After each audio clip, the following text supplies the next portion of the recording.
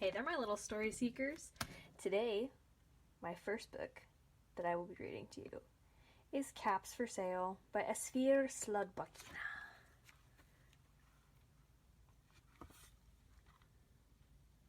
Once there was a peddler who sold caps. He carried them on top of his head. First, he had his own checked cap, then a bunch of gray caps, brown caps, blue caps, and red caps on the very top. Caps for sale, 50 cents a cap, he called. One morning, he could not sell any caps. Slowly, he walked up and down the street, calling, caps for sale, 50 cents a cap. But nobody wanted any caps.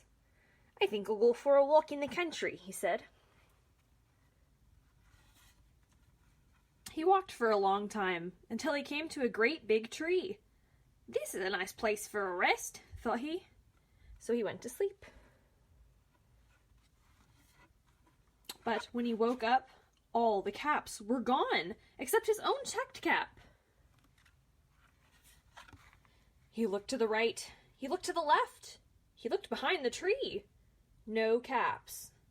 Then he looked up, and what do you think he saw? On every branch sat a monkey, and on every monkey was a gray or a brown or a blue or a red cap. Crazy monkeys. You monkeys, you, he said, shaking a finger at them. You give me back my caps. But the monkeys only shook their fingers back at him and said, This made the peddler angry, so he shook his hands at them and said, You monkeys, you give me back my caps. But the monkeys only shook their heads back at him and said, By this time, the peddler was really very, very angry. He stamped his feet and shouted, You monkeys, you must give me back my caps. But the monkeys only stamped their feet back at him and said, At last, he became so angry that he pulled off his own cap, threw it on the ground, and began to walk away. But then, each monkey pulled off its cap.